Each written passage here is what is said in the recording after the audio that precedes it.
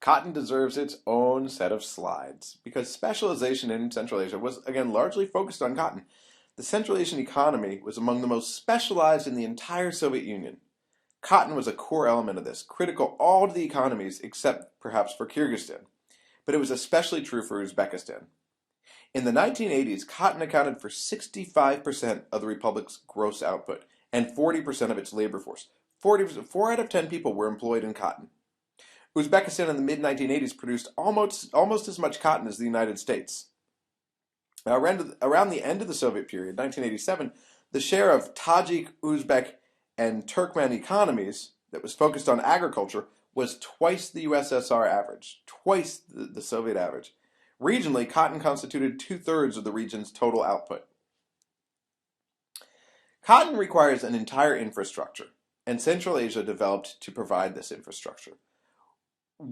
This is the one area of self-sufficiency they had, where everything they needed for producing, harvesting, sending out the cotton was all made in-house. This is the Cotton Empire.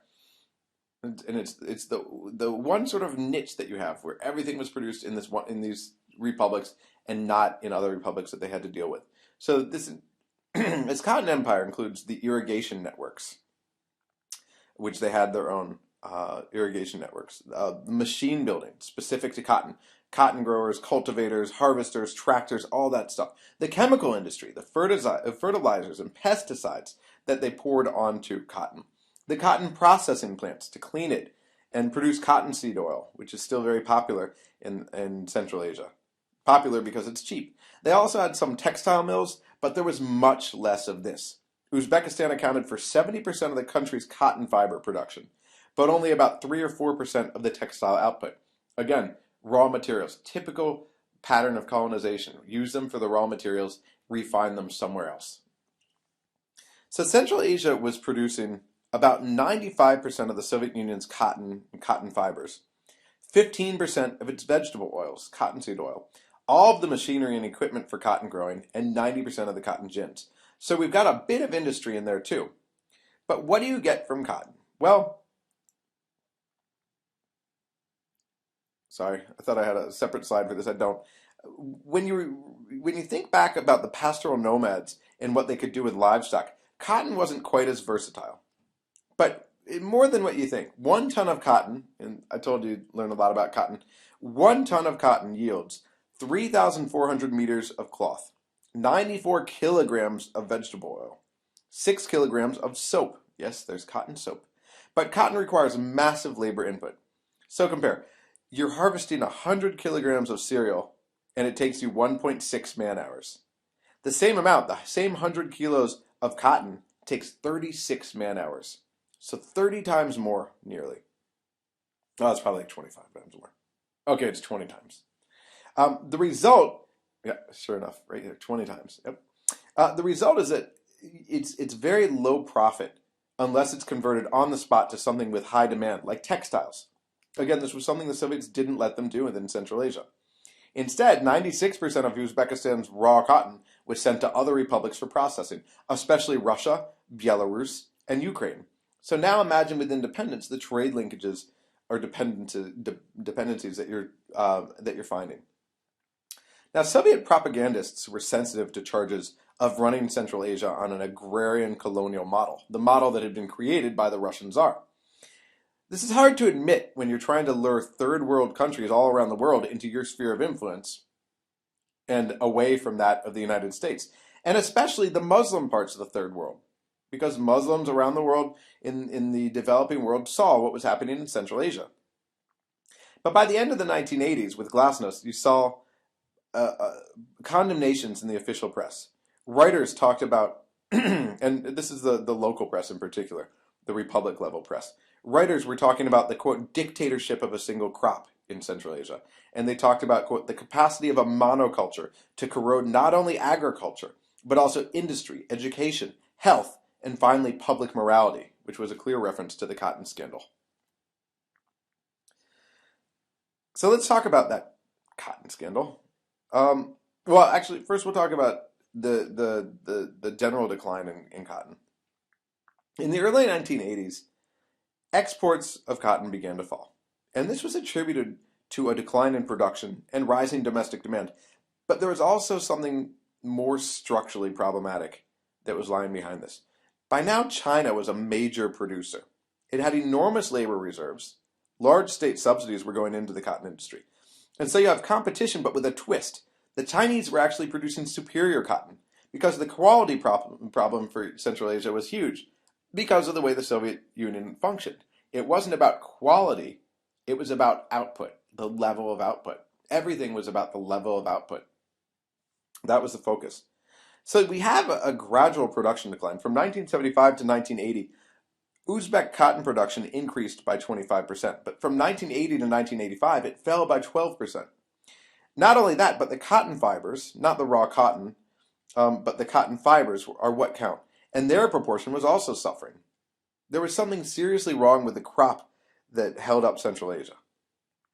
And the big problem was this lack of incentive for quality.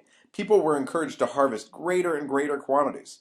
A friend of mine, Elmira, not Elvira, who I mentioned before, but Elmira, a close friend of hers, talked about how when she was a kid and she was forced out to pick cotton, she won an award for gathering 100 kilograms. Not for her delicate picking or the farm manager's fine breed of cotton, but for gathering so much. And that's what it was all based on, quantity, quantity, quantity. Now, in fact, to improve the quality of cotton, the Soviets would have had to invest in high-yield, disease-resistant, fast-growing varieties of cotton with a large fiber output. But in the Soviet Union, they only focused on the latter, the fast-growing varieties of cotton.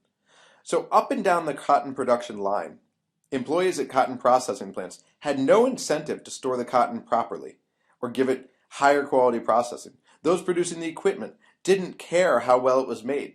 Those picking didn't care what happened to the product as they were picking it. None of this mattered.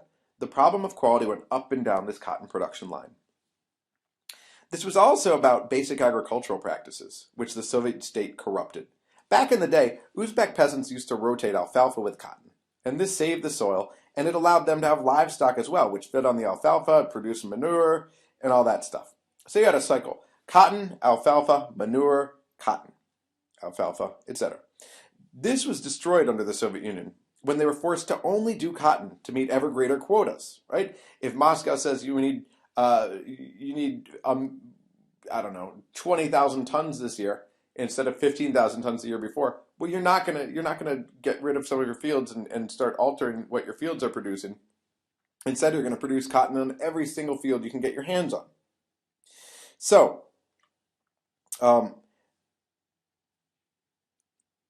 this was a function of Soviet planning.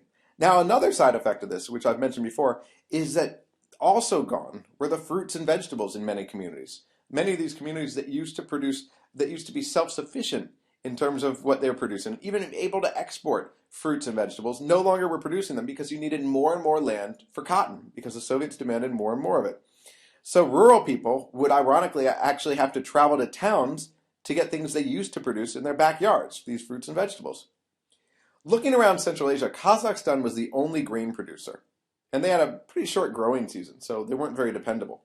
Kazakhstan and Kyrgyzstan both had livestock, but for the most part, agriculture in the region was skewed towards cotton. And the techniques were also bad. So they ignored crop rotations, they used heavy machinery that compressed and damaged the soil, and they loaded it with pesticides. There was very little concern about the amount of inputs. Everything was free or heavily subsidized by the state. So put on as much fertilizer as you want. Put on as much pesticide as you want. What you needed was high output, and so they were focused just on this. And then when the soil was exhausted, when it couldn't produce enough to meet Moscow production quotas, they added lots more artificial fertilizers and expanded the amount of land under cultivation, taking the amount of land that was reserved for something else, i.e. fruits and vegetables, and converting it into cotton land. At some point, they could no longer compensate for the continually rising quotas, and they began to inflate the data, hence the cotton scandal. Central Asians didn't think of the lies, bribery, and overall corruption as a choice, though.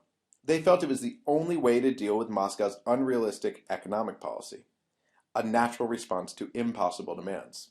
And we've talked about the cotton scandal before, but this is an important dimension to this.